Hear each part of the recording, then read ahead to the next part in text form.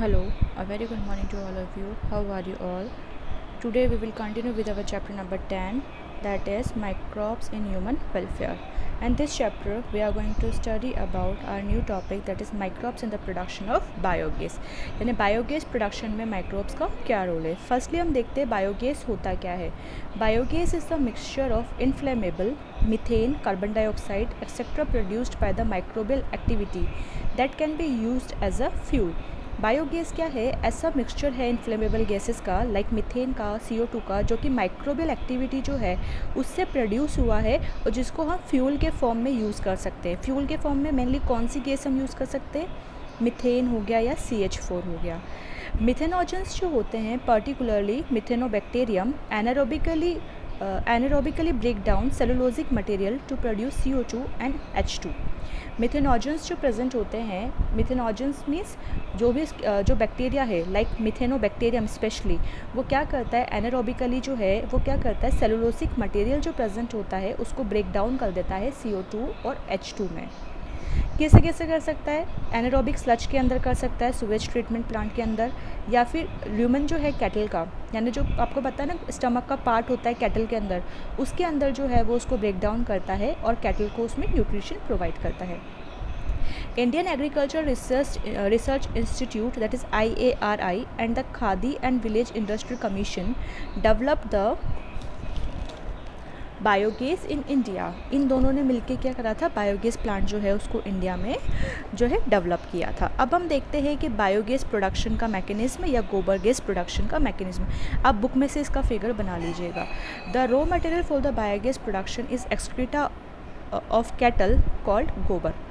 जो raw material है biogas का वो है मेनली, जो आपको पता है ना कैटल या काउडंक वगैरह जो होते हैं वो उसका मेन रॉ मटेरियल है, जिसको हम गोबर कहते हैं, which is rich in bacteria, जिसके अंदर बैक्टीरिया प्रेजेंट होता है. रिच इज़ RICH, स्पेलिंग गलत है.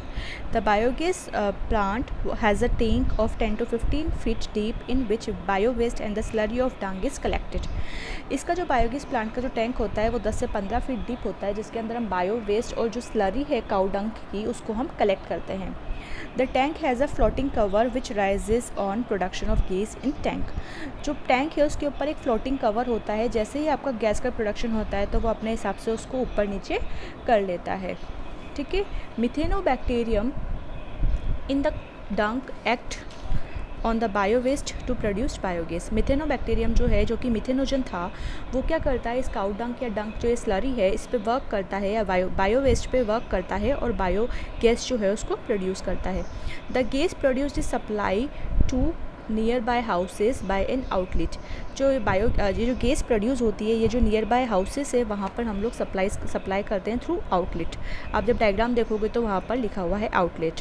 Through another outlet the spent slurry is removed to be used as fertilisers. जो बाकी जो दूसरा आउटलेट है उसमें हम लोग जो है फर्टिलाइज़र्स जो है उसमें, या फिर जो इसको जो एक्स्ट्रा जो स्लरी है उसको हम लोग रिमूव कर देते हैं. ठीक है. Biogas is use as a fuel for cooking and lightning. हम लोग इसको कुकिंग और लाइटनिंग में यूज़ करते हैं. Microbes as a bio control agent. अब माइक्रोब्स को हम बायो कंट्रोल एजेंट में कैसे यूज़ करते हैं? Bio control refers to the use of biological method for controlling pest and plant diseases. Bio control methods वो है जिसमें हम बायोलॉजिकल मेथड्स को यूज़ करते हैं पेस्ट को और प्लांट डिजीज़ को कंट्रोल करने के लिए.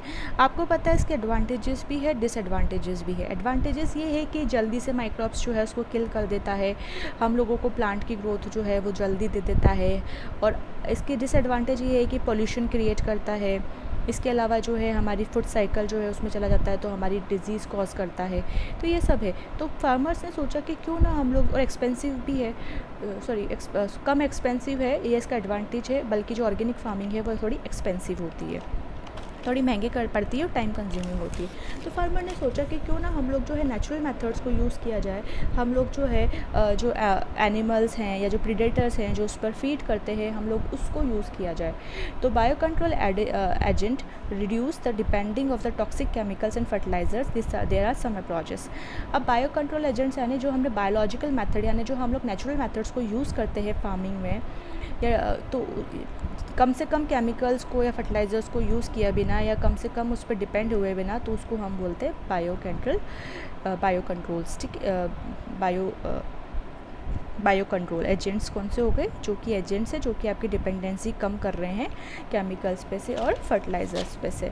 कुछ है जैसे familiarity with the various life forms in the habiting the field, यानी सबसे पहले तो फैमिलियर होना कि आप किस पे कौन सा चीज़ प्रीडेट करता है, किस पे कौन सी चीज़ जो है फीडिंग हैबिट्स हैं। Gain knowledge about the life cycle pattern of feeding predators of paste, ठीक है, और लाइफ साइकिल वगैरह जो है उसकी नॉलेज को ध्यान मतलब पता होना चाहिए कि उसकी लाइफ साइकिल क्या है, कैसे क्या कितने टाइम में वो खाता है, क्या है सब कुछ। एग्जाम्पल देखते हैं जो आपकी बुक में है, ladybird and the dragonfly are use to get rid of aphids and mosquito rapidly. Ladybirds और ड्रैगन फ्लाई जो है वो मेनली जो एफिड्स और मॉस्किटो प्रेजेंट होते हैं उससे उसको वो फीड करता है और उससे बचने में काम आता है। The bacteria bacillus thuringiensis are use to control butterfly and caterpillar. Dried spores of BT are mixed with water and spread on the plants such as brassicas। जो बैसिलस है बैक्टीरिया बैसिलस जो है वो हम लोग बटरफ्लाई या caterpillars जो है उनको कंट्रोल करने में हम यूज़ करते हैं। जब हम इसको वाटर के साथ बीटी को मिक्स करते हैं स्प्रे करते हैं प्लांट पे तो वो उसको वहाँ पर जाके किल कर देता है, जैसे कि ब्रेसिकेस जो प्लांट है उसमें। Insect larva after eating this are killed by toxin release in the gut and provide resistance to plant. Insect larva जो भी अगर इस प्लांट को अगर खाने जाता है तो वो क्या करता है, जो टॉक्सिन है वो उसके गट में रिलीज़ हो जाता है और जो लार्वा है उसकी डेथ हो जाती है और इस तरह से वो प्लांट को रेजिस्टेंस प्रोवाइड करता है। Trichoderma free living fungi are present in the root ecosystem where they act against several plant pathogens. Trichoderma जो है एक फ्री लिविंग फंजाई है जो कि रूट इकोसिस्टम जो है उसमें प्रेजेंट होता है, जो कि सेवरल प्लांट पैथोजेंस से है उसके अगेंस्ट जो है एक्ट करता है। Baculovirus are help in the integrated pest management program in which beneficial insects are conserved and there is no negative impact on the plant, mammals, birds and fish.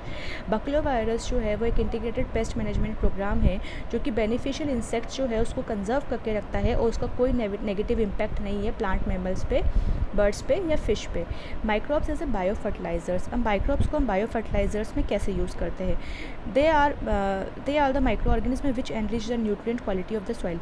ये वो micro organism है जो कि soil की quality को आपको improve करते हैं। 3 जो है मेनली है, बैक्टीरिया, फंजाई एंड साइनोबैक्टीरिया, ठीक है। बैक्टीरिया में बात करते हैं तो हम राइजोपियम या एजोस्पाइरुलम जो है उसको हम यूज़ करते हैं जो कि एटमॉस्फेरिक नाइट्रोजन जो है इसको फिक्स करता है। फंजाई जो है इसमें माइक्रोराइजा यूज़ करते हैं जो कि आपका फॉस्फोरस जो है सॉइल से उसको एब्जॉर्ब करता है। और अगर मैं बात करती हूँ साइनोबैक्टीरिया का तो नॉस्टॉक एनाबिना ऑसिलेटोरियम जो है ये एटमॉस्फेरिक नाइट्रोजन जो है इसको फिक्स करता है और सॉइल जो है उसके अंदर ऑर्गेनिक मैटर जो है उनको इंक्रीज़ करता है through photosynthetic activity. Bio fertilisers जो है उसके एडवांटेज है फर्टिलिटी को इंक्रीज़ करता है और डिपेंडेंसी जो है केमिकल फर्टिलाइजर्स की उसको कम करता है। चलो अब हम एनसीईआरटी पे आते हैं जहाँ पर मैं आपको दिखाती हूँ। सी, इसको आप एक बार पढ़ लीजिएगा, इसमें एग्जांपल्स हैं और ये आपका बायो कंट्रोल एजेंट्स का ये डायग्राम आपका बायोगैस प्लांट का। सी, गैस डाइजेस्टर स्लज प्रेजेंट है, कौन कौन सी गैस कर रहा है, डंग जो है वो कैसे जा रहा है, ये सब दिया हुआ है। आई होप आपको ये समझ में आ गया होगा। ये चैप्टर आपका फिनिश हो जाता है। Have a nice